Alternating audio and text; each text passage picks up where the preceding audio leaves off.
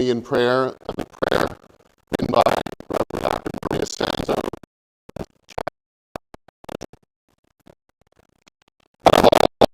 In New Jersey, in the palm of your hand during this time of discernment. Help us to come together as sisters and brothers of Jesus Christ, listening to one another with open hearts and open minds. Enter into our conversations and make them holy, and lead us into a peaceful place of unity as we search for our new bishop. Amen. Amen. Good evening. I'm Jack Doherty of the Church of the Good, a member of the Church in Pitman, New Jersey, and member of the diocesan election of the 13th bishop of the Diocese of New Jersey. On behalf of that committee, I want to welcome you to St. Luke's Church, Gladstone. It is a pleasure to be here with all of you and with our candidates for the office of Bishop of New Jersey. I want to particularly thank everyone here at St. Luke's for their hospitality this evening. As to our format, we will be giving each of the candidates an opportunity to introduce themselves and to answer questions that were submitted to the transition website. These questions were submitted by interested clergy and lay people and represented a wide range of topics. I do want to say here at the outset that the candidates have not been given specific questions. However, they were provided a list of 66 proposed potential questions. We felt that to be fair, and it also gives our candidates a chance to see the topics that are important to you, the people of the Diocese of New Jersey. Throughout all the forums, the candidates will be answering our questions individually. That is to say, they will be with us here one at a time, with the others sequestered in another room. We will ask the same 5 questions of each candidate. The order in which the candidates will be presenting was chosen randomly last night. In the interest of time, there will be no questions taken from the floor. Following this forum, 30 minutes have been set aside for those of you who are here present to greet and meet the candidates. With that, let's begin.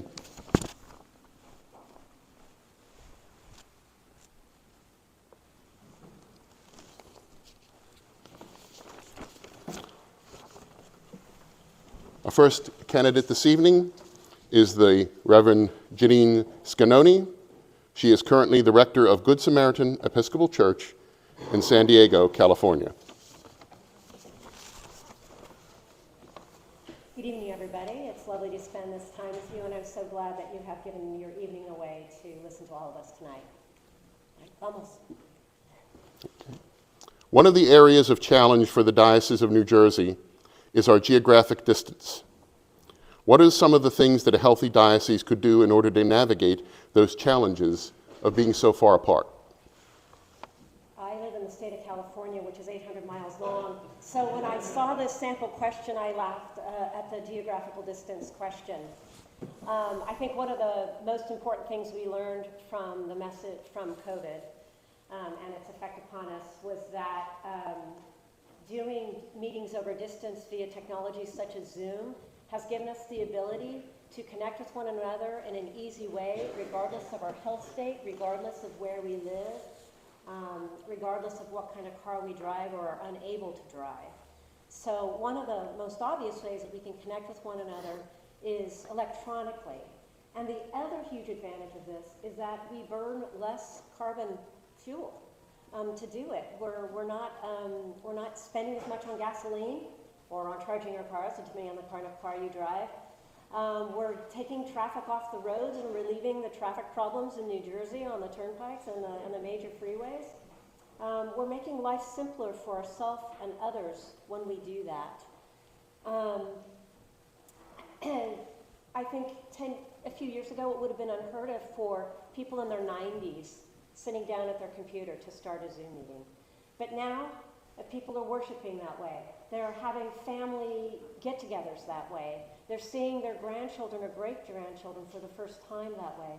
So we have become more accustomed to meeting each other that way.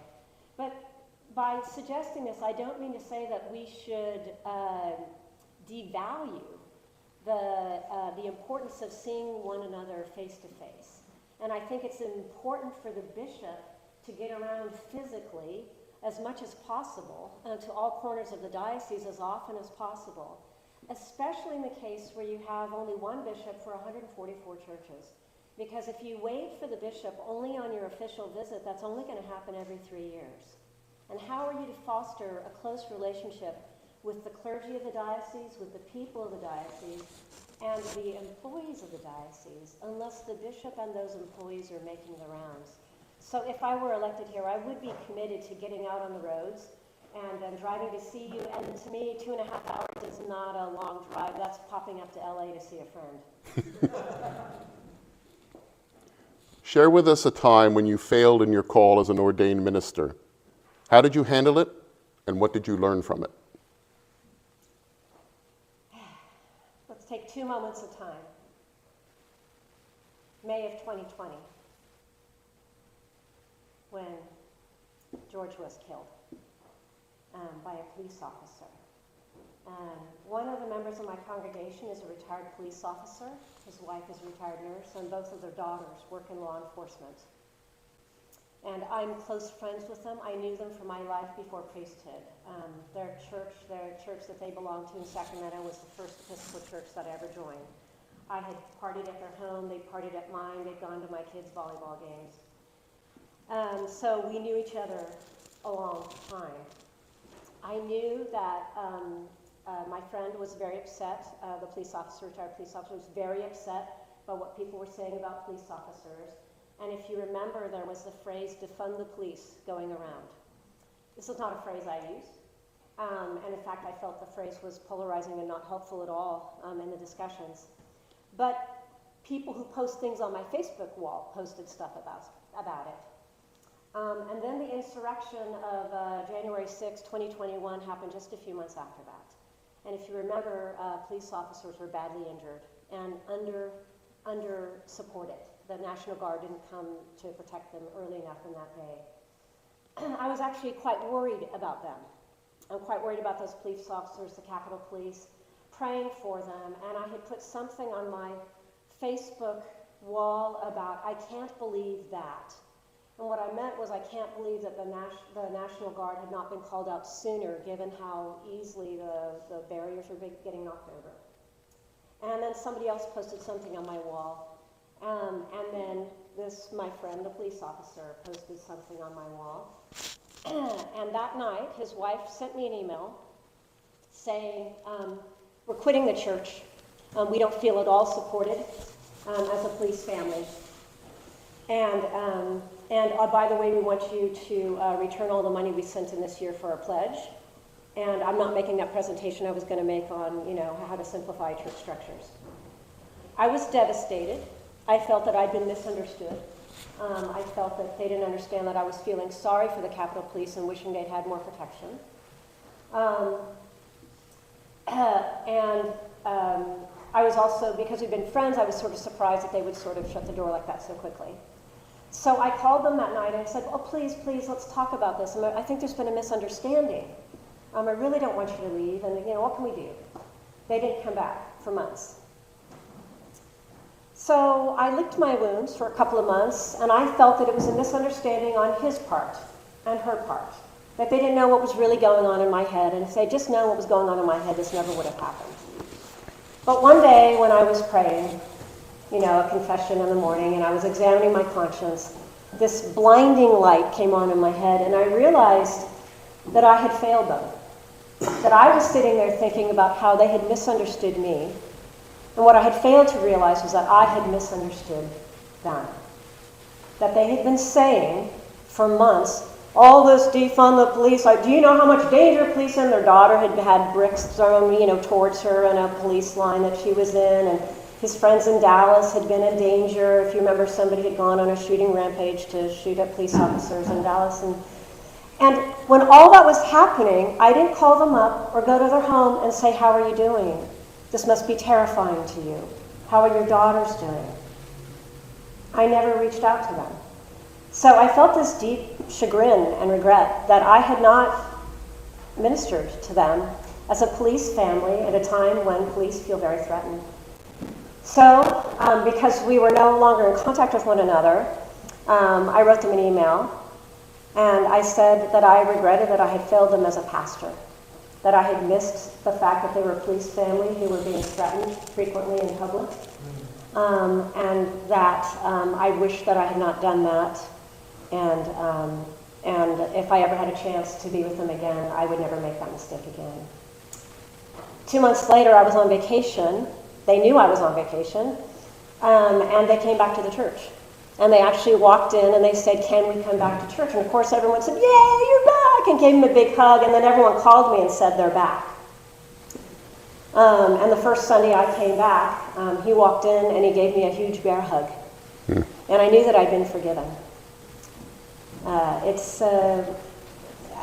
still learning from that moment, still learning about the blind spots we all have, the pain that we are not seeing that we should have seen.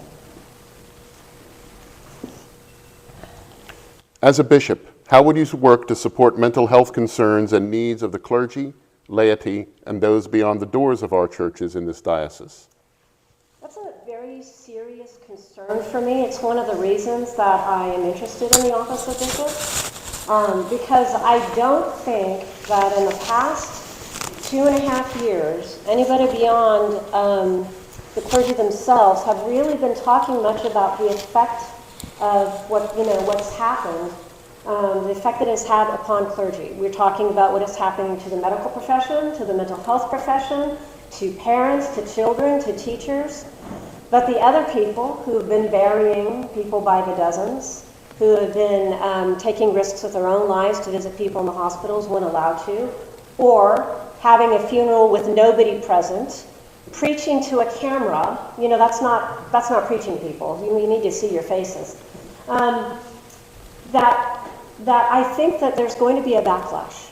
There's going to be a backlash of mental health care needs in the church for priests, for deacons, for choir directors who had no choirs, for Sunday school teachers who had no Sunday school children. We've already seen it in the teens in our diocese. I've had 2 major mental health concerns among teenagers, serious enough to require hospitalization, and the entire family is in crisis. I had 2 church members die by suicide in 2021, within 2 months of one another. So I think that one of the things I would do as a bishop is, first of all, make clear to clergy that mental health problems are nothing to be secretive about or ashamed of or to worry about, that I would welcome hearing about it, and that if they were unable to obtain that and afford it themselves through their health care providers or through their own means, that my pastoral needs funds would be used to support them. And I would let them know that if I needed mental health care, I would go get it myself. And one of the things we would probably talk about in terms of youth ministry to children, to teenagers, to college students, is to give workshops on what are the warning signs for teenagers who are blowing up at home. To get back to clergy, there were clergy blow-ups in my day. I call them clergy blow-ups, people who I knew to be rock-solid priests who suddenly couldn't do the job anymore and had to move on. And that's a sign of a crisis occurring. So one of the things that we did in our diocese that I'm so grateful for with my own bishop is that we took the clergy conference, which was often about, more skills for you, ways to improve, better evangelism, do a better job of getting more people at church. We turned it into caring for ourselves, bringing in spiritual directors, bringing in people who were preaching to us and leading us in meditations about becoming centered again, taking care of ourselves, not trying to make ourselves more successful as clergy, but rather helping us to heal in a time of crisis. And it has made a tremendous difference. So that's another thing I'd be doing, is offering people, lay people and clergy, opportunities for retreat, time to turn off the world, and time to heal. Our diocese has worked diligently on racial reconciliation, and we still have tremendous work to do. Please share your own experiences working toward racial reconciliation and how you listen to the voices of those who have been ignored for far too long. First of all, I want to say that you have a wonderful history of working on racial reconciliation. The classes that you've been developing over the past 20-odd years are a model for the rest of the church. And in fact, the Diocese of San Diego is using the Diocese of New Jersey's class as a model for our own classes that we're piloting at the end of this month. So just kudos to all of you for working on that. My own work with racial reconciliation started pretty early in life. I was curious about race from a very young age. I noticed that the neighborhood that I grew up in, while predominantly white, also had Asian and Latino neighbors in it. But there were no black people in my neighborhood. I grew up in the South Bay, in what you would call Silicon Valley. I grew up very near to Apple Computer. And I asked my dad, I think I was in third grade, I said, why are there no black people in Sunnyvale? Where are they? And he said, that's a very good question. There are many black people living in Berkeley and Oakland. But what he didn't tell me about was redlining. And so when I went to college, I asked myself the question again, and then I learned about it, the practice of keeping people out of certain neighborhoods by not allowing them to have mortgages in those neighborhoods. That's when I learned what systemic racism is, when I was 18, how it works, how people use laws and other systemic means to keep people from succeeding in the same way that they might succeed. So I was always very interested in being in a multiracial environment. I intentionally chose a university, Northwestern, that had number 13 university in the country, had a 13% African American population because they intentionally went into the south side of Chicago and recruited students and brought them to Northwestern and gave them special summer institutes in case they needed to brush up on any study or testing skills. And I had a friend in college whom I met, and that was exactly what he had done his summer before starting Northwestern as a freshman. So it's been a concern for me. In my priestly life, I'm going to move to that because I know I'm jumping a couple of decades, but I want to get to what I've been working on. When I was working at All Saints Pasadena, we all went through visions training, which is anti-racism training, and you go through first a 4-day intensive training with a multiracial staff, and we explore all types of ways in which people are oppressed or disadvantaged by race, by gender, by class, and so on. And then we had ongoing training every quarter. The whole staff would do it, and this was a large multiracial staff. So there was a lot of work done there.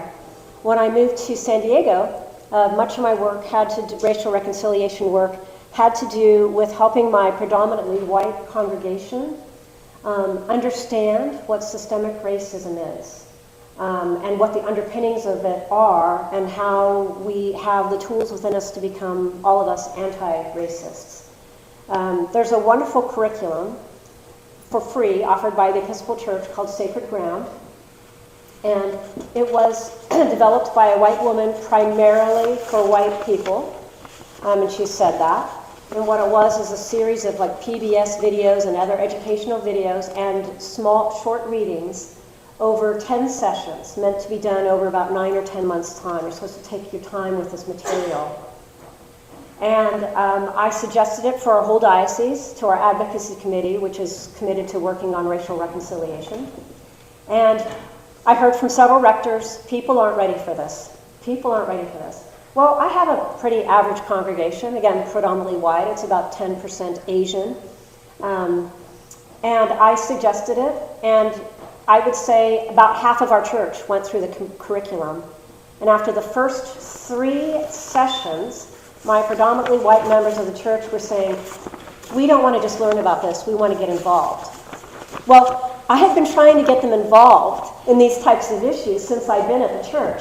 But after only 3 of the 10 sessions, they suddenly wanted to be involved in the organization I work with called the San Diego Organizing Project, which is committed to fighting racism in San Diego in whatever ways, in housing, in food availability, in policing, and so on. So that has been one of the most exciting transformations, is to see my congregation take that leap forward. Finally, will a position in the Diocese of New Jersey move you further away from your family, children, siblings, parents?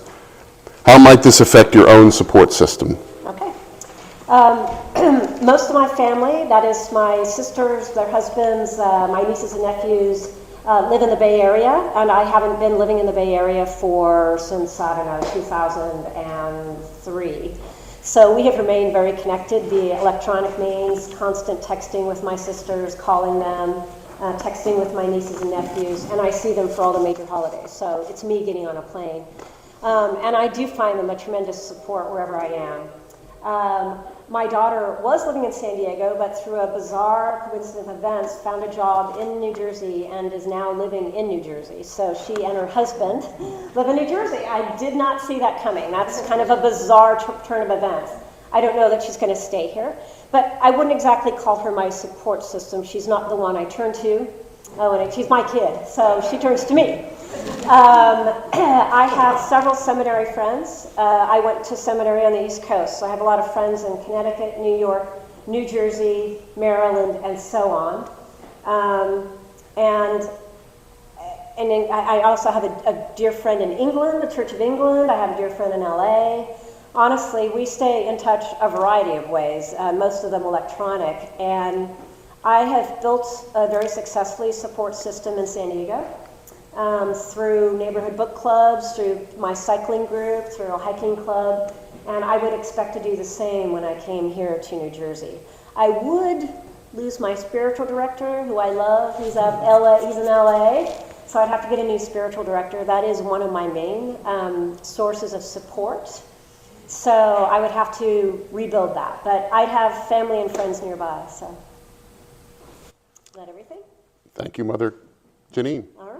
Thank you, everybody. It's lovely to see you.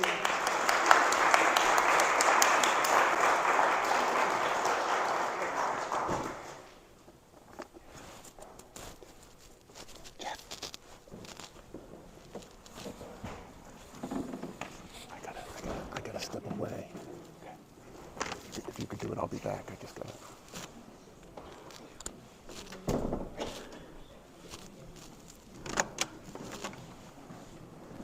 Question again. Thank you.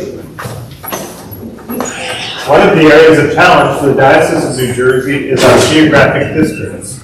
What are some things that a healthy diocese could do in order to navigate those challenges of being so far apart? Well, like I said, said previously, I'm from Arizona, which is a huge geographic expanse of space that our bishop has to go from church to church, and many people from one church in one town don't know the people in the church in the neighboring town by them because they're 50 miles apart. It's a very different dynamic than what you have here. However, the asking of this question very clearly shows a hunger for connection, a hunger for community, a hunger for ministry that is shared amongst different churches for the purpose of the building up of the kingdom of God. An old priest told me one time when I was about to start a small group class that one of the most important things that a priest could do was to hang out with Jesus and his friends. And what he meant by that was to hang out with groups of people at church so that they can be connected, so that all can be connected to the presence of Christ together as we pour ourselves in the study of Scripture and prayer and meeting and checking in pastorally. I like that concept of hanging out with Jesus and his friends. And a diocese just multiplies that into several hundred times larger than that, easily. And what we need to do is to cultivate practices of connection, to cultivate practices of community, so that the distances or maybe the possibly even imposed boundaries that somehow we have seen between us start to grow closer together. Now, those could be geographic boundaries, but they also could be socioeconomic boundaries. And we know from looking at sociological studies in America that the issues around race, language groups, around issues around people who are different, perhaps different sexual orientation or gender identity, that some churches have separated themselves from one another over many of these things. And the kingdom of God calls us to bring these things back together. Now let's talk real practicalities first. If the connection between the diocese and congregations is a challenge just in general, then we need to come up with new ways, new apps, new technology, new possibilities of how we coordinate meeting places and choose things that, as a diocese, as a diocesan office, serve the congregations better. We have to do better at this. And there are electronic tools, and then there's also logistical tools that we need to make sure that we're doing this in a more effective way in order to reach out and connect people in ways that are not only convenient to them, but ways that mean something, that connect them then with others, connect them then with the diocese, and connect them in ultimately closer to God. Now, the other point that I brought up about sometimes the church has, or churches have imposed barriers between each other in ways because of difference. And we have to work very hard to look at all of our lives and our common life together as being united by Jesus Christ himself. And so that invites us to do the hard work of looking at how we incorporate anti-racism practices into absolutely everything we do, structurally, in our prayers, in the way we worship, in the ways we interact at coffee hour, in the ways that we invite other people from our neighborhood to be part of who we are as the body of Christ. Absolutely vital. The other piece that we have to do as well is that we have to go out into our communities and seek and serve all people just as Christ asks us to, as our baptismal covenant calls us into, seeking and serving Christ in all, loving our neighbors as ourselves, and holding that at the fundamental core of everything that we're about. Share with us a time when you failed in your call as an ordained minister. How did you handle it, and what did you learn from it? Well, failure is always hard to talk about. But the reality is that we're all failures in one way or another. And here's why I say that. There's a book that I read one time about a person going off to a high-tech conference in Palo Alto, California, going to a technology conference. And the person walks in and starts having just a small talk conversation with another gentleman there. And it's like, oh yeah, what do what's been going on? And the person's like, well, and somehow they walked into a conversation where the person starts talking about how they failed out of medical school. And they're like, oh, they failed out of medical school. Well, their name tag was flipped around. And then all of a sudden, the person's name tag flipped back around, and they happen to be the president of the App Store on the iPhone. So the person then remarked, well, I guess you're not a failure after all. But the fact of the matter is we're all good at some things, and other things we're not good at. Well, here's one aspect of failure one time that I'm a very big believer in experimenting and trying out new things in church. So, believe it or not, this is about a year before COVID isolation all started. I was part of an experiment with a group to do some electronic collection plates through the church. So we were going to do this. I had all the ushers set up. We put it in our church newsletter. We had these devices that we got that were had been tested at other places. We're like, this is going to be the best thing ever because now people can write a check where they can actually just tap their credit card. They can donate money. Wham, bam, this is going to be awesome. The church is going to go boldly into a new technological future. Well, what happens?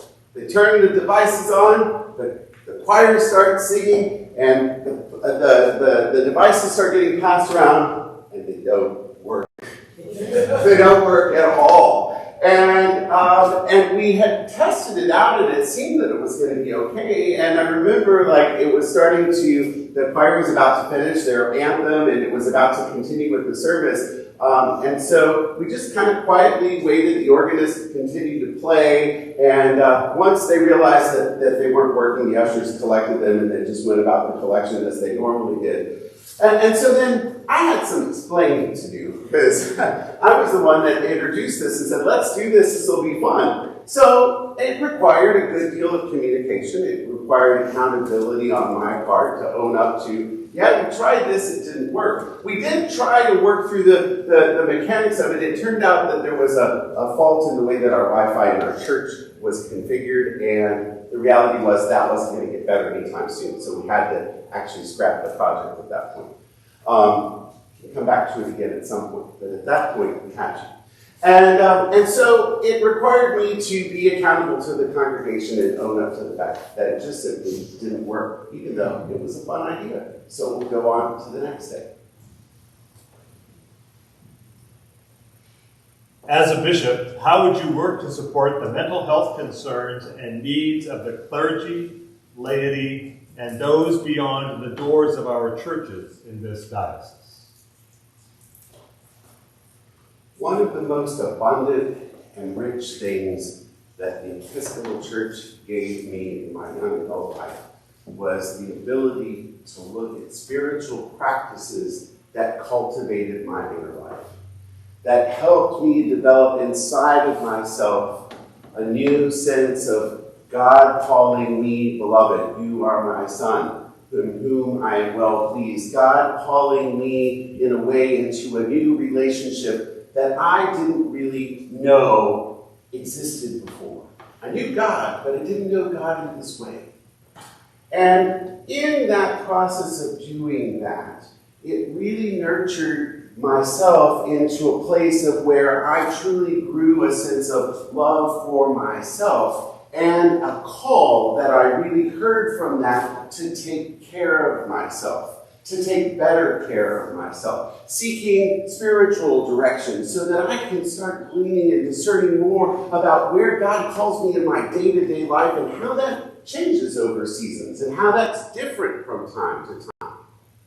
The other thing it did was, as I was entering into basically a little bit of a conflict with understanding my vocational call, going from the business world and then deciding I'm going to quit my job and go to seminary, I started seeking out therapy to talk about this in a very real and present way, that I could look at my thoughts and my feelings and see where there was congruence and incongruence, and that I could take the spiritual direction into therapy and mold it in such a way that it gave me a clearer understanding, or it served as a very bold and valuable tool to my further discernment for myself. Now, how does that affect clergy and laity and other people whom we serve?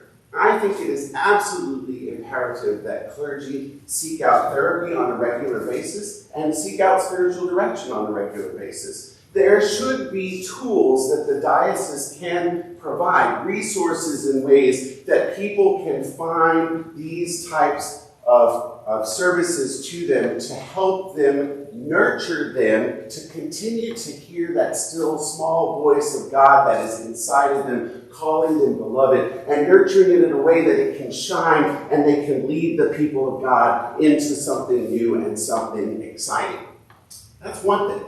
The other thing is, when it comes to our the lay population in our churches, we can do very similar things. We can do workshops, we can do teaching, we can bring in experts all over about mental illness and how we nurture and sustain and support one another as we walk together as congregations with our members that struggle. I have a deep thesis all about how churches can better support people in their congregations that have mental illness, because we don't talk about this a lot as Episcopalians. But the reality is that all of us need care. All of us need to feel a deep sense of love. We need to feel that spiritually, we need to feel that mentally, and we also need physical connection in being in fellowship with people and associating and in developing warm friendships and developing social circles at church where we can partner together in ministry and imagine new things for our congregation. But the diocese can help nurture that support in creating forums and helping us take any kind of stigma or shame about talking about, oh, I go to therapy, so-and-so goes to therapy. We don't need to do that. There doesn't need to be any kind of stigma around this because we need to realize that we are the beloved people of God and that we owe it to one another to nurture people into the best sense of health, spiritually, mentally, and physically. And then how we nurture and support one another, then we go out. We are sent out, just like we are at the end of every service, go in peace to love and serve the Lord. And then we begin implementing similar things where we partner with local organizations and we use it as part of our outreach to go out into the community and minister to people and let them know that they are whole, they are loved, they are cherished by an unfailingly competent, wholly devoted God that loves them even more than they can ask for or imagine. Our diocese has worked diligently on racial reconciliation, and we still have tremendous work to do.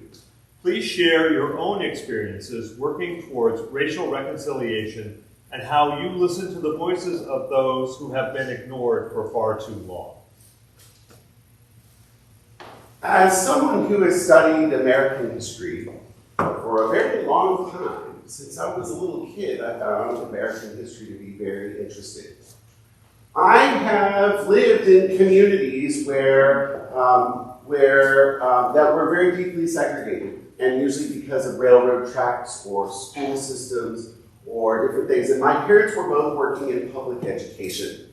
And so from a very young age, I was taught that you had to see the world and you had to ask the question, who isn't being included here? My parents were very, very adamant about that in the way that we cultivated our friendships with other people, in the ways in which we, the activities that we did after school, that we needed to make sure that we were living and we were doing everything around the full spectrum of God's creation in our community. It was very, very important.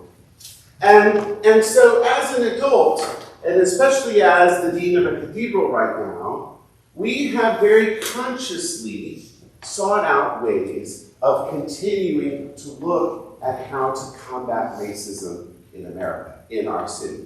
A lot of it has to do with truth-telling. I told a story last night about how if we tell our story, and we tell it and we tell the truth, even when it's not pretty, if we tell the story of our church's history, then we have a leg to stand on how we rebuild that in a way that we become a new people tomorrow, because we are repenting of our past, and we are repenting of the things that are ugly, that are not pleasant to look at, but we need to name them. And once we do name them, we build on that and move forward. So what has been happening in the life of my congregation? Well, I would say that as our diocese, which has a very strong anti-racism committee, has continued to cultivate and form new programs, they have been incorporated into the life of my congregational community. But we've gone further than that. We've also looked at how the church can celebrate at different times of the year and appreciate various communities that are all part of our community. For example, in February with Black History Month, in September, October with Hispanic Heritage Month, and November with Native American Heritage Month, and we planned all sorts of things around that. A few years ago, we planned a concert that was a reprise of Duke Ellington's concert that he played in my cathedral in 1966. It was the 50th anniversary when we did it in 2016. It was absolutely spectacular. But what we've also done is we've done a lot smaller events where we have had forums where we talk about doing and having social discourse and how we talk to each other, how we see one another for who we are created to be. And we also pray and incorporate our practices of anti-racism in our prayers by incorporating music from African American composers, from Native American composers. We host concerts and uphold people in our community that mirror the full spectrum of the demographics of our community. And finally, we partner with local organizations who can teach us more, the things that we don't know for whatever reason, the things that we have not been either enlightened or we have not been putting into practice like we need to. We begin partnering with organizations on the outside, and when we do, we have found that our congregation's heart and mind continues to open with the full commitment of making sure that absolutely everyone that walks through the doors of the congregation knows that they have a place there. Finally, will a position in the Diocese of New Jersey move you further away from your family, siblings, or parents? And how might this affect your own support system? This is a really good question because a lot of people who have taken moves from one place to another have found them hard because of distance. I am not one of those people. I have moved around quite a lot in my adult life. This would move me slightly further away from my family, but I don't live in the same city as my immediate biological family. I have very much chosen family around where I live, and I would say that I have cultivated a network of friends in virtually every place in this country to where I do not feel like a stranger. I think part of this question really involves knowing yourself well and also how you apply self-care in ways that continue to uplift and build you up to do the work that God has given you to do. And I find that in the practices that I incorporate and in the people that I associate with, I know when I'm defeated, I know how to build myself back up again. I know how when I'm spiritually depleted, I know how to build myself back up again. Or find my spiritual director or other people that are trusted people around the country that build me back up again. It is absolutely vital for all people who are in any position of leadership to take care of themselves in a way and know what their shortcomings are so that when they can recognize them and when they are feeling ultimately very vulnerable, they're able to do things to take care of themselves. Families and family units are absolutely vital for that for everybody. Everybody has a family, whether you have a biological family or some other type of chosen family. We all have families. And cultivating a family is something that I have done my entire adult life. And it looks a lot different than a lot of other people's, but I love it very much. And it's not going away no matter where it goes. Thank you. The Very Reverend Troy Munro.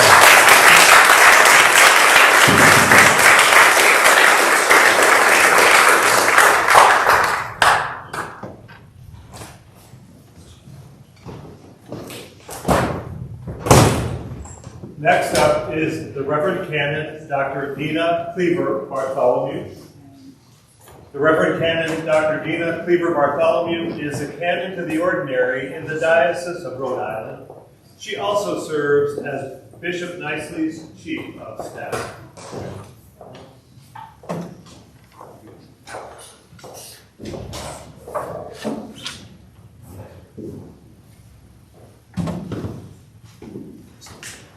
Good evening. Thank you for being here tonight, and thank you for the hospitality extended to us this evening.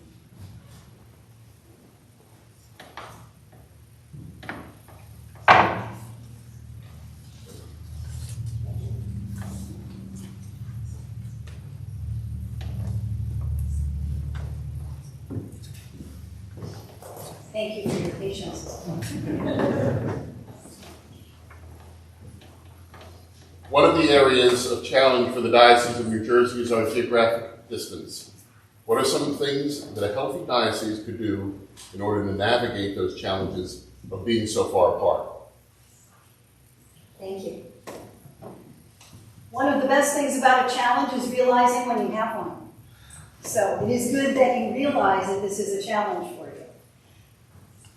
There are several things you can do when you are geographically dispersed to facilitate better community and communications.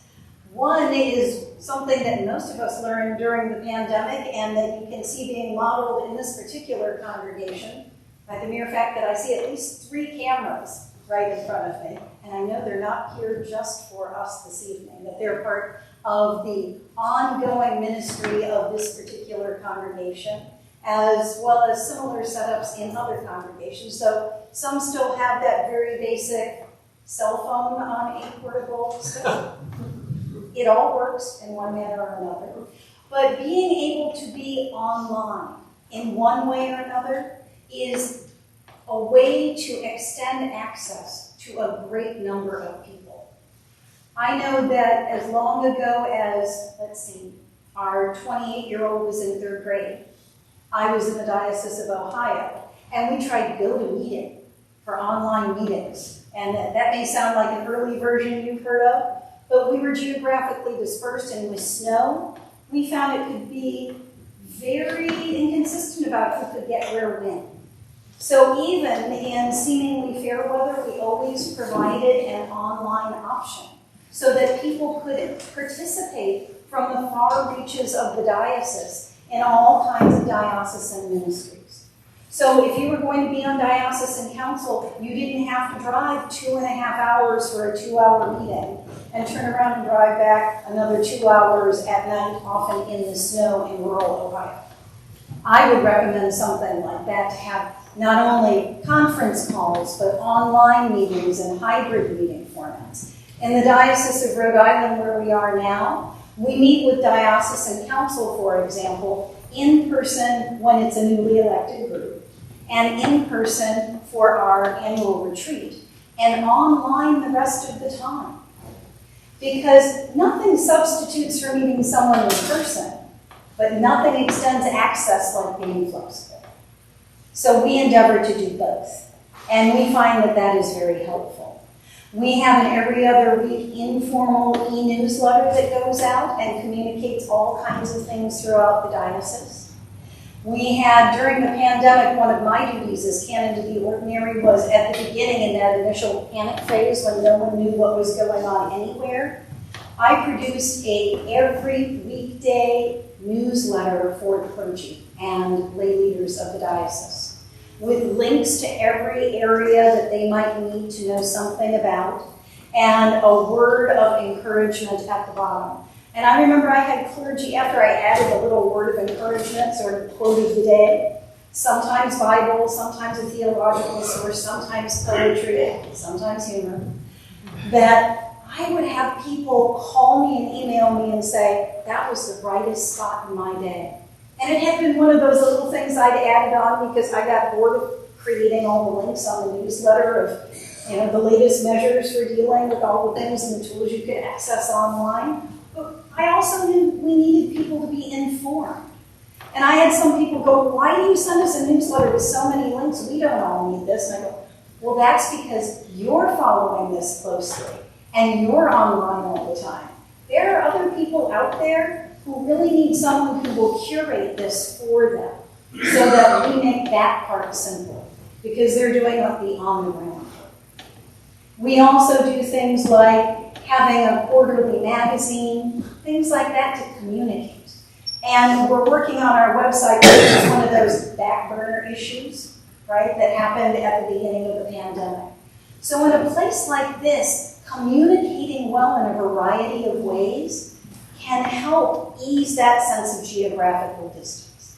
There is a need to gather in person, like for area convocations or deaneries and clericus meetings, and having ways to connect in person so you develop relationships, and not only within your geographic groups, but within areas where you share common areas of interest or ministry. Those are ways you can connect. But also, online, in newsletters, through prayer chains, there are myriad ways that you can begin to intentionally connect and to pray for and with one another. Share with us a time when you failed in your call as an ordained minister.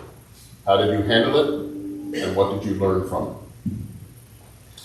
When I was first called as rector to a previous congregation, I knew that there was an addition that had been added to the church building, and they said, and we took out a loan. So my failure was to find out exactly how large that loan was. And after I'd been there a few months and had not gotten much information coming in, I asked the question, so how large is that loan, and what is the structure for it? It's $477,000.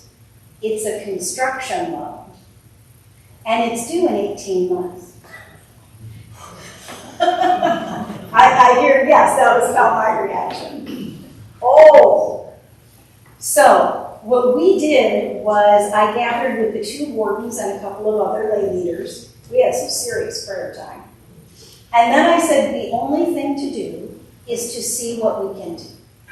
So we developed what I christened the Resource Development Committee. So the senior warden was all about the money. He wanted to see if we could raise the money. And I was all about seeing what the options were. So one of the things we did on this committee was we just said, we are going to try all kinds of things. It was our experimental group. And these were people who were not afraid to experiment and fail. Only this was a congregation where they had learned to feel a sense of shame if they failed. So I took the word failure out of the equation. We were going to experiment, and we were going to learn from it. And as long as we learned something, it wasn't a failure. Because sometimes all we learned is we don't want to do that one again. And sometimes what we learned was we needed to tweak this or enhance that or do this at a different time. We had a rock concert in our parish hall to the astonishment of the neighbors who couldn't believe we would host a rock concert. And then the priest would go around and welcome them, and parish members would sit at the table and engage them in conversation. We had a series of chicken barbecues until we found out just when to have them, which is when the large multi-neighborhood rummage sale was happening up the street. And they all drove by and smelled barbecue chicken. And then that's when we started having our rummage sale that coordinated, and we'd send people to each other.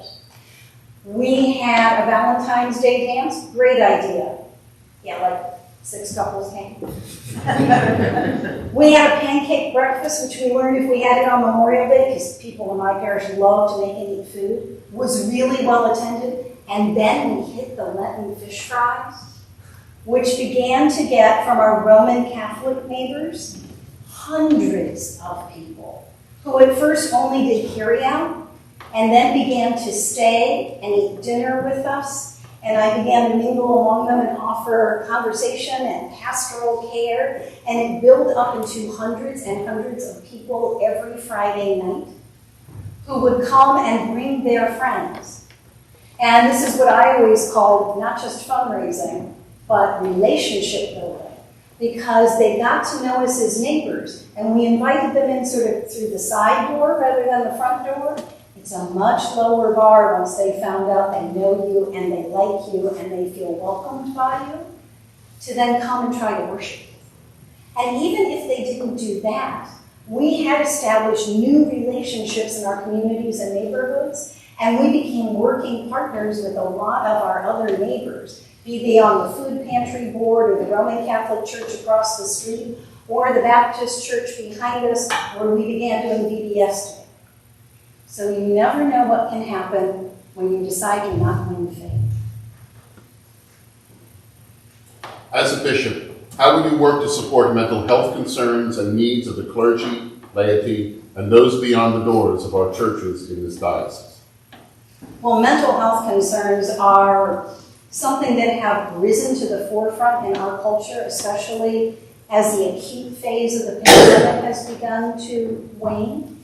And part of that is we realize what a high level of anxiety most people are living with. And one of the things that I think churches can really offer is an opportunity to be pastorally present, to be relationally present to people that we care about, so that we know when they're in trouble, so that they feel that they can come to us. That has to begin within our own congregations, right? Building trusting relationships. building a sense of it being safe to be able to say when you need help. We need to be able to do that ourselves. I know that clergy often feel a real sense of pressure to just carry on through the most adverse of circumstances because others are relying on them. But clergy can also model what it is to ask for and receive help when they need it. I know that when both my parents died, the congregation was aware of the fact that first my mother and 4 years later my father died. And they didn't expect me to carry on as if everything was just fine. They were kind and compassionate. They didn't have a problem when I said, I need to take a little time off to arrange everything because I was that healthcare proxy and executor of the estate and the one who had the service for both my parents and went down to Arlington to bury them. They were kind and compassionate. And I think it's good for them to know we're human so that they can show kindness and compassion in return. It's good to say, if you're a clergy person and you need a break, because it's just all too much, to be able to say at least to your wardens, I need to take a little time off. I need a retreat. I need a vacation. I know, I can tell I'm burning out, I'm stretched too thin. It isn't good stewardship for anybody for a priest to burn themselves out. It isn't good stewardship for one of your senior leadership who's a layperson to do that either. We need to be able to give people a little breathing room with compassion and support. It's good to quietly ask someone, are you all right? You don't seem like yourself. Do you need some help? I know that we have a wonderful employee assistance program through the Church Pension Fund, and that you can call and get 10 free mental health sessions. Most clergy don't know that, but I can tell you as canon to the ordinary, I have that conversation with our clergy somewhat regularly. I'll ask them if they've taken that sabbatical, if they've taken their vacation. I'll ask the church, could you afford an extra week for mental health for your priest who's struggling? Most of them would really rather their priest take an extra week than that they really have a mental or emotional health crisis. So there are lots of ways to model this that are supportive, compassionate, and practical. And if things get really bad, there are ways to be able to account for a clergy person who can take short-term medical leave, and we can send in a supply priest. Well, they get the further attention they might need. Our diocese has worked diligently on racial reconciliation, and we still have tremendous work to do.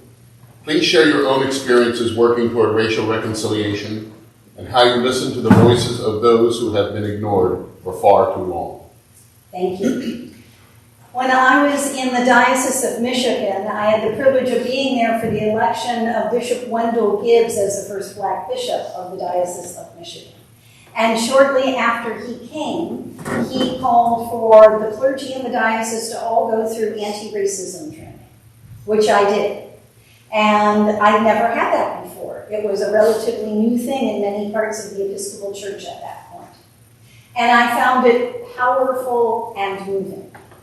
And I was then invited to go to what we call train the trainer training, because we can't say that too many times. And I did that. So I went through the additional training to be a trainer for anti-racism training in the Diocese of Michigan. And I had to work with a partner to do that. And I learned, again, a tremendous amount about helping to facilitate conversations that are not easy to have, and learning about things many of us did not know, and for other people that are all too common and experienced. And we always have to start with where you are. And many of us have had limited experiences. Since I come from a military family, I had perhaps a broader experience than many people, but I'm a white woman. So my experience will not be the same as a person of color, simply because of the packaging that I come in. So I need to learn what that means and how I might make a difference. So after I became a trainer, shortly after that, I moved to the Diocese of Ohio, did some anti-racism work there, but then moved to Central New York, where even though General Convention mandated anti-racism training in 2000 for all clergy and lay leaders in every diocese, yes, there hadn't been any. And when the bishop asked me to be the chair of clergy continuing ed, one of my clergy colleagues and I said, ooh, this is an opportunity. So we partnered with the anti-racism team from Rochester, our neighboring diocese, and developed an introductory version of anti-racism training that was 8 hours, because we found people would not come when we tried to do the longer one. We first had a workshop at the ministry fair, expecting maybe we'll get 10 or 15 people. We had 60. And we gathered our team from the 60, including several people of color who were willing to work with us.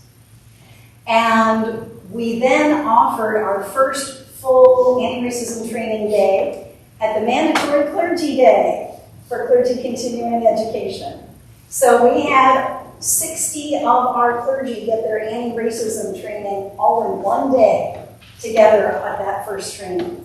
And then we offered anti-racism training in each region of the diocese at least once, and then started going upon request to other areas of the diocese. So we had the 2 black lay women, the gay priest, me, priest who had come to our diocese from Mexico and then Texas. So we had a Hispanic priest, and another one who had an Asian background. So we were a very multiracial, multi-ethnic team. And we were able to broaden our scope that way. And then when I came to be ordinary in the Diocese of Rhode Island, although we have the Center for Reconciliation, which had begun a reconciliation ministry, we still did not have anti-racism training. So I am the person who has been building the foundation for anti-racism training and working as the interim director of the Center for Reconciliation in the Diocese of Rhode Island. And our first step for anti-racism training is Diocesan Council in this spring. Finally, will a position in the Diocese of New Jersey move you further away from your family, children, siblings, parents? How might this affect your own support system? Thank you. You may have seen this in my profile, but I'll tell you. I was raised in a military family. So my dad was career Army. And that meant that I was born in France and have lived in a number of states as well. And when I met my handsome husband at Yale Divinity School, he happened to be in the ordination process from the United Church of Christ. So that means after we married, we have moved several times in response to where God has called one or the other of us. And when one of us has moved for the other's call, we have sought out a call where we have landed. And that means that my approach to ministry is that we go where the mission is. God calls and we respond. And that's normal to me. That's what I've known my whole life. I have found my sense of home in the church and in service to God.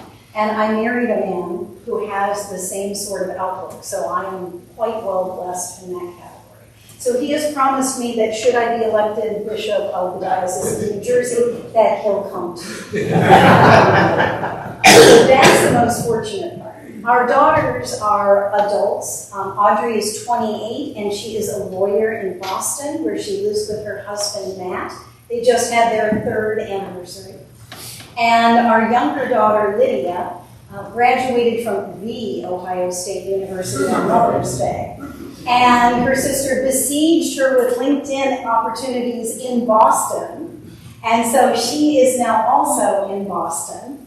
And she is working with a public charter school for underserved communities as the College Success and Academic Progress Counselor. So she prepares first-generation college students to succeed. So they have each other in Boston. The bonus of being in Providence is they're only an hour away. But they are self-sufficient, wonderful adults. And I hear that flights from Boston to Philadelphia are not that hard to get. So we would be able to see them somewhat regularly were we to move.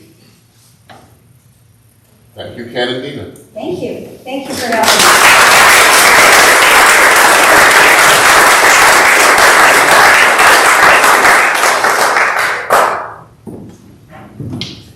Our next candidate is the Reverend Canon Dr. Sally French. She currently serves as Canon for Regional Ministry and Collaborative Innovation in the Diocese of North Carolina.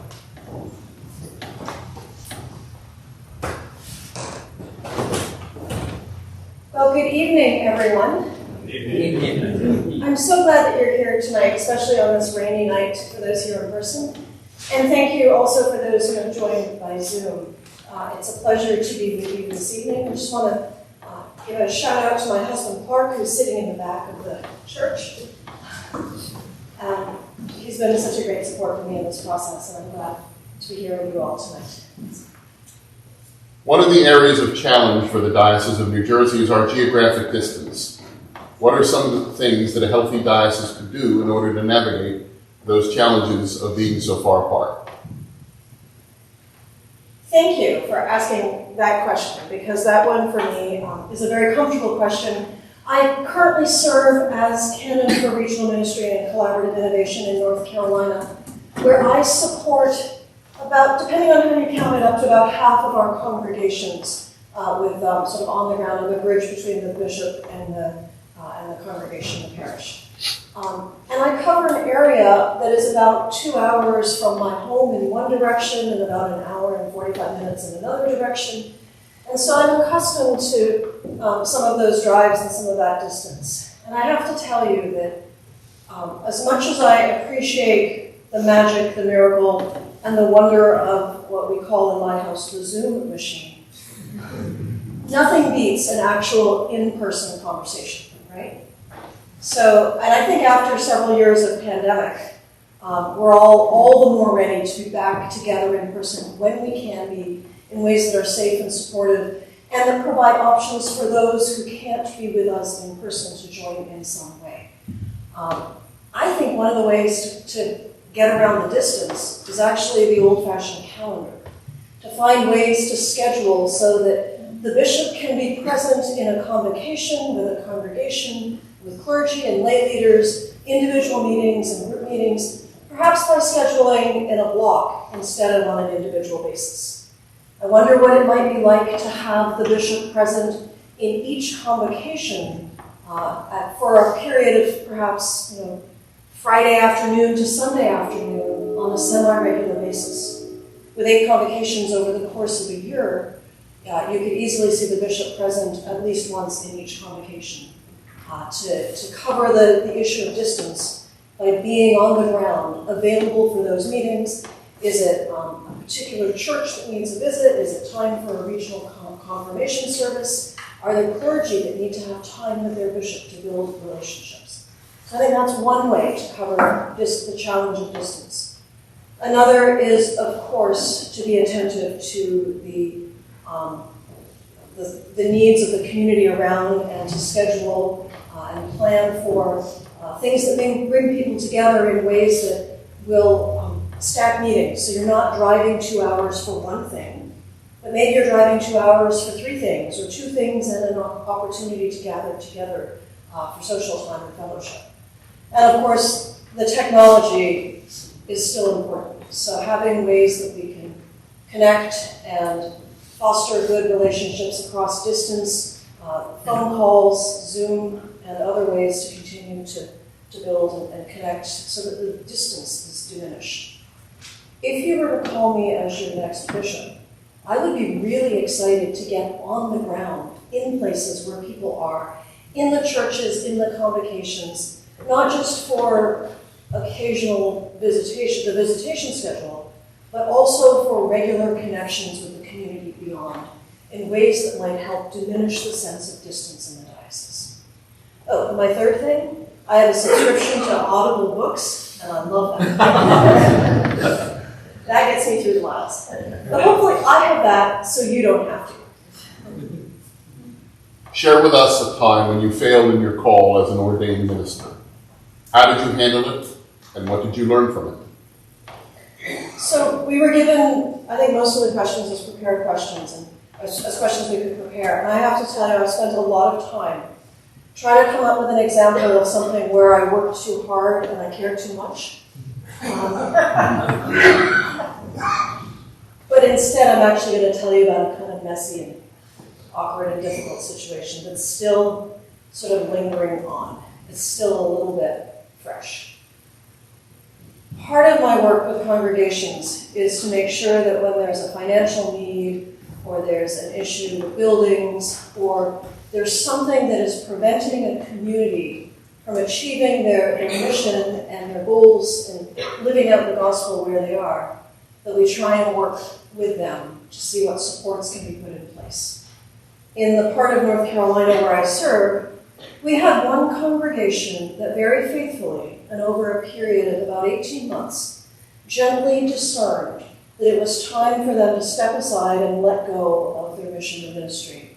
And so the vestry reached out and asked the bishop to close the congregation. That was powerful, it was important, and it felt like holy work. What happened next, though, was that we had this church facility that was in the process of being emptied. And I had this, well, we as a diocese, the diocesan staff talked a little bit, the Bishop Suffragan on a visitation suggested that that property would be an excellent property for the neighboring congregation, and boy, did I get excited about that. In fact, I was the most excited person about that. The neighboring congregation was slow to respond to my suggestion that they look at moving, but eventually they did. And then we ended up in conversation with a nonprofit who might work with them to diminish some of the costs, and it was this great missional opportunity to move a church into another church's building and to partner with a community organization doing just great work, and it sounded amazing. Until we got everyone in the same room, where I was the only person who had great enthusiasm for this. But you think that at that point it would have been an opportunity to kind of step back? Oh no, full steam ahead. So in working with the congregation, eventually I was able to convince them of the absolute wonder of this plan, where they would simply pack up their stuff, move a few miles over, and begin something new and missional and exciting in this place. But because there was so little energy and enthusiasm for it, the nonprofit that had been working in this conversation stepped away when they realized that it wasn't going to work well. And as we continued the conversation, though, eventually the enthusiasm in the congregation that was moving I was able to get a level of response there. And they finally got excited about this great plan. Approximately a week before we discovered that the building itself was uninhabitable. I got everyone to this point of enthusiasm by pushing really hard and got them to this place where they got really enthused about this possibility, only to then have to go and stand in front of a congregation on a summer Sunday morning and explain to them that this thing that we had promoted just wasn't going to work. Friends, that was one of the most awkward Sunday morning coffee hours I had ever been to. It was hard. It was painful. There were people that were angry. There were people that were sad. And there were people that were very relieved that this plan that they had never been comfortable with was not going to come to pass. I'm still working with that congregation. They're in a much more comfortable place with their current building and their new direction and sense of mission and ministry in that place. But I'm still paying the price for that time when I pushed and pushed and pushed, despite the fact that every sign pointed in the opposite direction, and despite the fact that it was clear that the only person who had energy and enthusiasm for that work was me. Right? So I ended up in a situation trying to lead an entire congregation in a direction that they really never should have been going. And the Holy Spirit showed us that when the building itself was just not the right place. Right? In spite of all of that, God is good, and despite my effort and my attention and my intention there, the congregation discovered knew things about the building there, and we brought in real estate consultants, and they realized that where they were located and the costs of staying where they were actually a tremendous benefit to them. So God worked in spite of me, but that is a place where I absolutely failed in my call to read and understand the community and the system, in my call to be present faithfully and listen to what the community was saying to me and not put my own ideas out. I learned the hard way that I have to take that time and listen and respond not to what I think would be best, but to what the community actually needs. I'm only like 20 seconds over on that answer. As a bishop, how would you work to support mental health concerns and needs of the clergy, laity, and those beyond the doors of our churches in the diocese? How many folks attended General Convention this summer? Okay. For those who were there, who watched it online, one of the speakers who stood out to me, one of the people was a young man who stood up and made a comment in response to a resolution on mental health, explaining that he faced more stigma as a person with a mental health disability than he did for any other thing in his life. That was the life-changing thing, and that the church was part of the source of that stigma, and that he'd experienced so much pain from the way that the church had not been supportive of his mental health challenges. That was powerful testimony. And you know what? He was speaking his truth. He was speaking our truth. We don't do a good job with mental health challenges. We don't do a good job in supporting people who face anxiety or stress or serious forms of mental illness.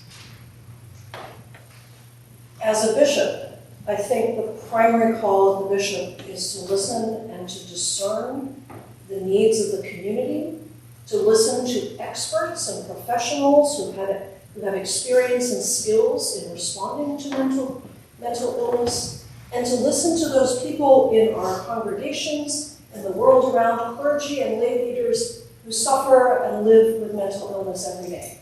I think it's time to convene a conversation about mental health in the diocese. COVID's been unbelievably hard. Right? I have two children. My daughter will be 13 next month. Our son is 17 now.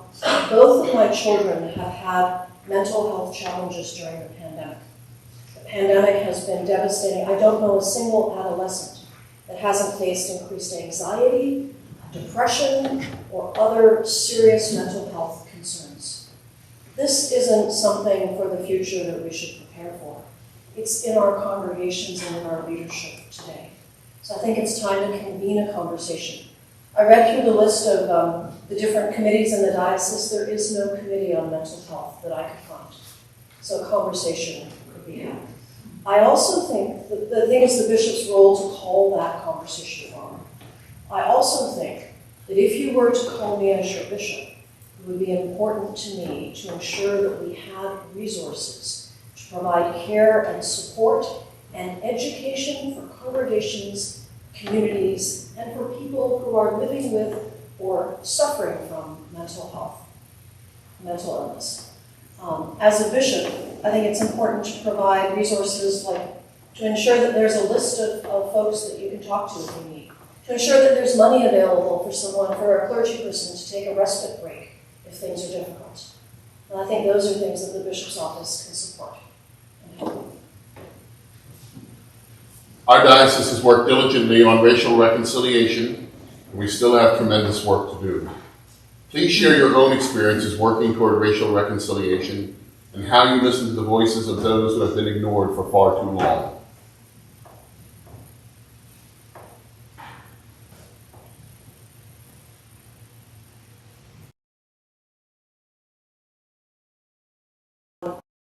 Is that I have the ability to see bias. And when I see it, I name it.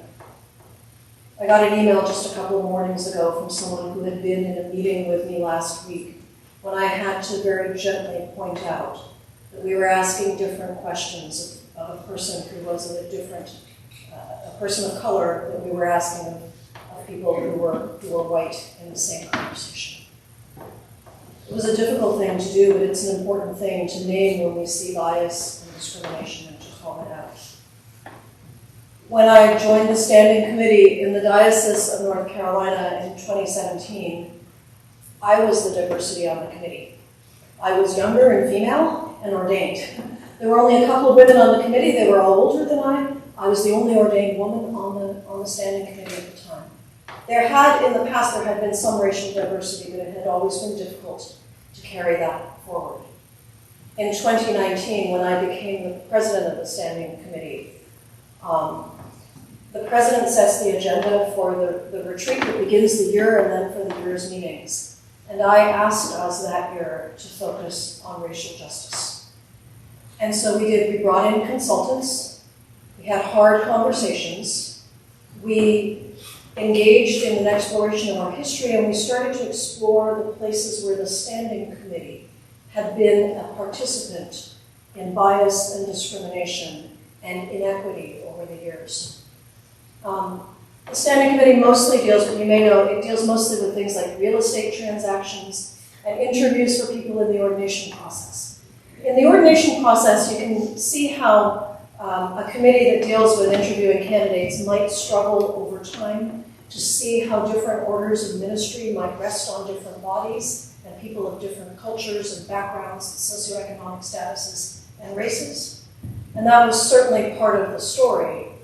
But I was surprised to discover the difference, that the ways that our expectations for, even for simple documents, it's much harder for a congregation that has, a congregation of color that has less financial resources to get an audit for a piece of property or an appraisal or some of the technical things we were asking for. Someone sent me a document, instead of an appraisal of a piece of property, they printed off a page from Google Maps and they used a Sharpie to outline the property in question. And when I saw that, I realized that that was because what we were asking for was tremendously expensive and difficult for that congregation. The bias that was in our system predisposed towards people who had the ability to just call someone up and get it on their desk in a few moments through email. And that was injustice, and that was racism.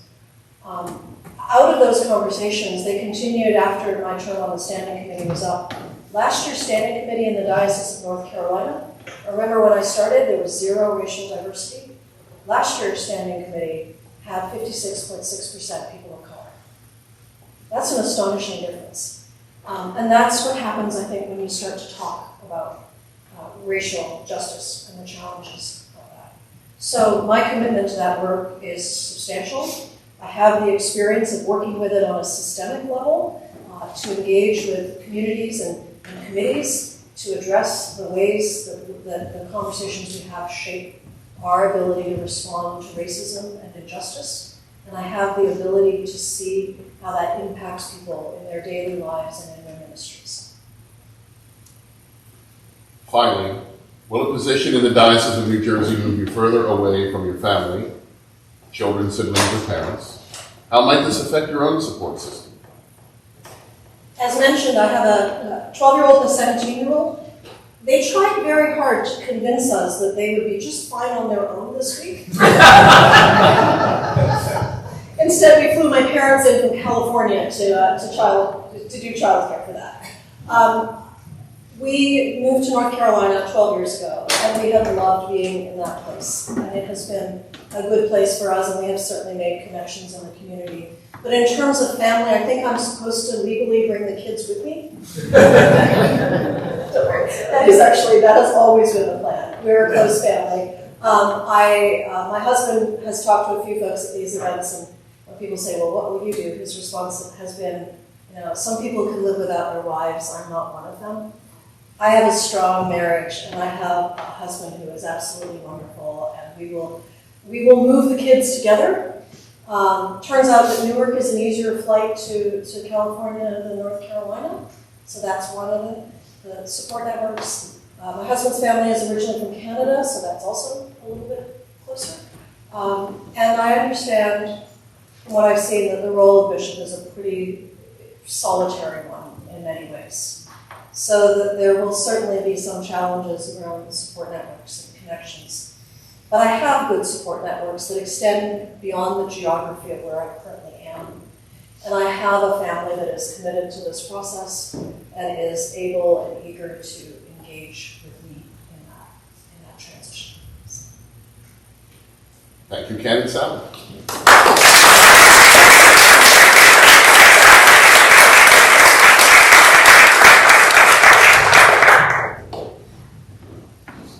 Our next candidate is the Reverend Dr. Mauricio J. Wilson. He currently serves as the rector of St. Paul's Episcopal Church in Oakland, California.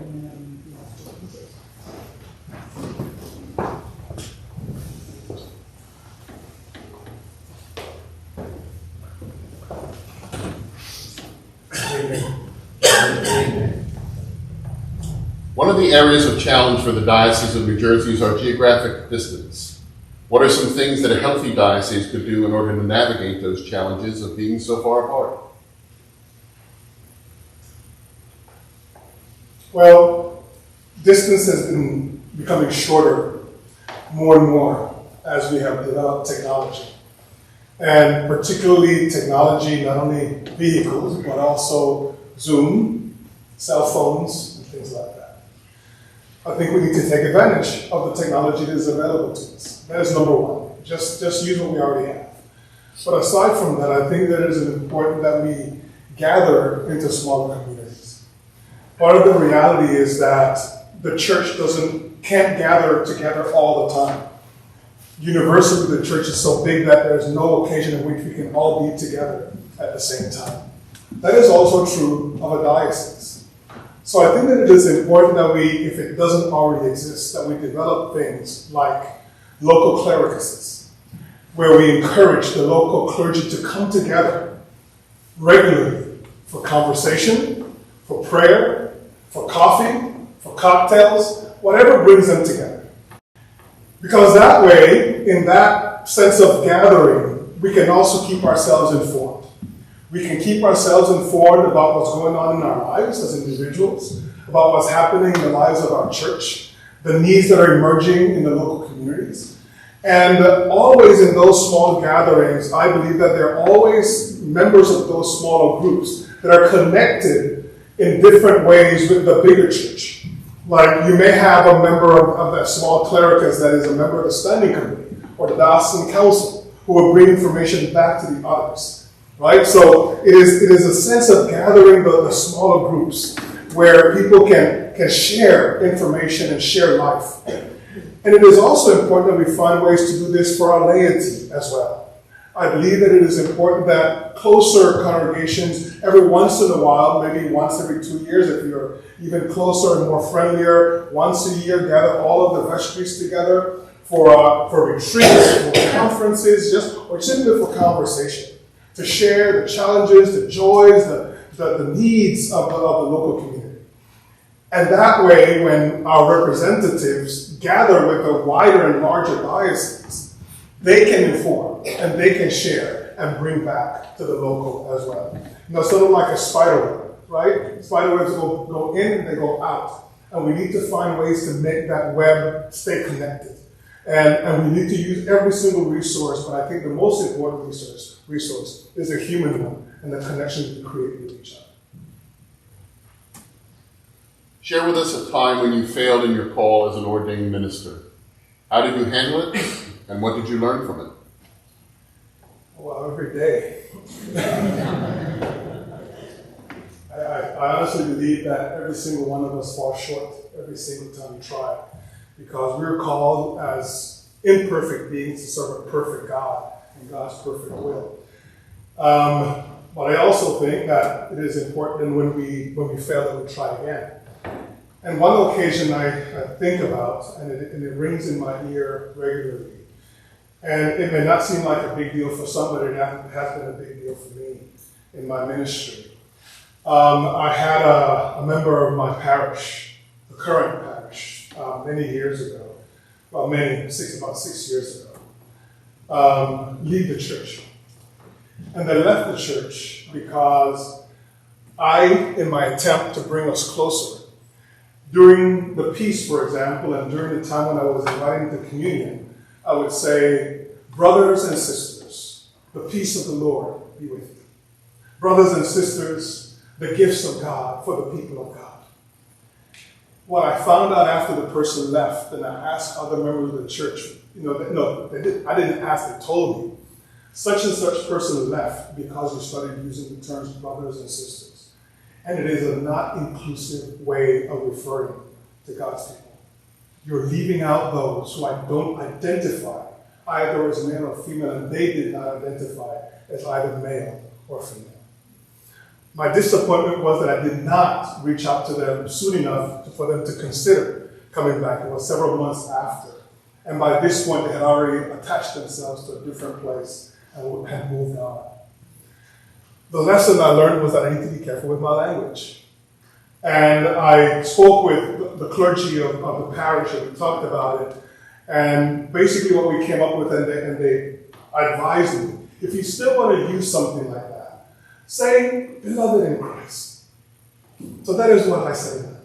I say, beloved in Christ, the peace of the Lord. Beloved in Christ, the gifts of God, for the people of God. I haven't had any issues since then. But I also know that I'm probably going to make a whole legal mistake on Sunday when I come back home. We'll see. As a bishop, how will you work to support mental health concerns and needs of the clergy, laity, and those beyond the doors of our churches in this diocese? I would say that the first step that we all have to take is to recognize that mental health is an issue. And part of the realities that we have had to face over the last 3 years, I believe, is that the pandemic has even emphasized that reality even more. When people started having to be by themselves, without communication with other people, without being able to extend their arms beyond their own houses, the mental health issues that we had to face became bigger and more visible. So recognizing that the issue exists is the first step. We cannot deny it. We cannot pretend that it is not there. Once we recognize that it is there, we need, I think, to do first within our churches the work we need to do to offer the resources to the individuals who are close to us. For example, I think it is important that vestries, for example, help their clergy take care of themselves. Because any clergy will tell you, well, they will not tell you, they'll deny it, but I guarantee you that we will work ourselves to the bone if nobody stops us. We need the vestries to pay attention to their clergy and make sure that their clergy take their time off. Make sure that they go to their doctors. Make sure that they go to their therapist if they need one. Make sure that they do the things they need to do to take care of themselves physically and mentally. Because how can a clergy person take care of you if they're not taking care of themselves? If they don't know what self-care looks like in their own lives, how can they do it for anybody else? And I think that it is important that once we recognize it, that we help each other. That we help each other in as many ways as we can, create the resources and the webs and the connections, so that when we recognize that somebody may be in a situation where things are going the wrong way, that we're able to come to them in love and say not only what is happening, but I noticed that something is happening and I want to help. Tell me how. I think that is how communities of love relate to each other, instead of just looking at it and brushing it aside as if nothing matters. Our diocese has worked diligently on racial reconciliation, and we still have tremendous work to do. Please share your own experiences working toward racial reconciliation and how you listen to the voices of those who have been ignored for far too long. I'm going to try to answer that one to the best of my abilities, because part of the work that I do in life as a person of African descent, a Hispanic immigrant, is trying to share my experience with others. My experience is not like everybody else's. My descendants did not come through the United States in the African and in the U.S. Race and slave trade. They ended up in Jamaica, a different form of slavery that was a little bit less violent than the one that was experienced here in the U.S. But even so, I have experienced things in my time in Costa Rica and here, where I can tell you that I felt that my life was at risk. And I share that with those who I encounter. In the Diocese of California, I am the chair of the Afro-Anglican Commission. We are the council of advice to the bishop on issues related to the Afro-Anglican diaspora in our diocese. I'm also the regional director of the Union of Black Episcopalians for the West Coast. And I work with all of the dioceses all along the West Coast in finding ways to help our diocese teach, learn, and move forward into a better way of living with each other. So over the last few years in the Diocese of California, these two groups that I work with have sponsored an Emmett Till anti-lynching bill that we later sent on to our local Senate, that we later sent on to our local government, and then we also sent it to General Convention. All ended up approving Emmett Till anti-lynching bills and resolutions. We also have been in conversations with the members of our congregations, explaining to them, talking about racism is not about judgment. This is not a court.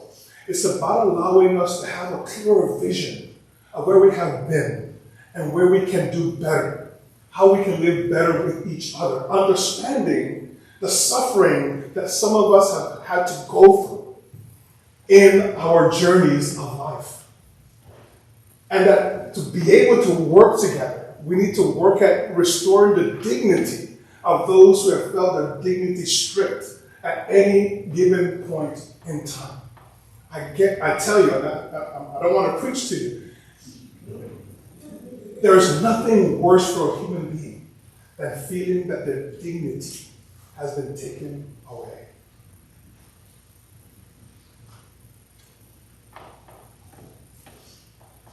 Finally, will a position in the Diocese of New Jersey move you further away from your family, children, siblings, or parents? How might this affect your own support system? Well, actually, what happened when we moved to California, to Oakland, is that we moved away from our basic support system. My mother-in-law lives in the Poconos. One of my sister-in-laws lives in Asbury Park, has her own business there. My brother-in-law is in the military base here in New Jersey, in the Army base, and my other sister-in-law lives in Brooklyn. Some of my best friends, one of them is sitting back there, they live in Long Island, and his two daughters are my godchildren, and my children are best friends with them. And my kids my goddaughter, the older one, has said to me already, if you move to New Jersey, I'm going to be hanging out there every weekend. So we actually will be moving back into close proximity to our support system, our basic support system. We have developed support systems where we are, but the basic ones, the ones that have been lasting for many, many decades, they're here. Thank you, Father Mauricio. Thank you.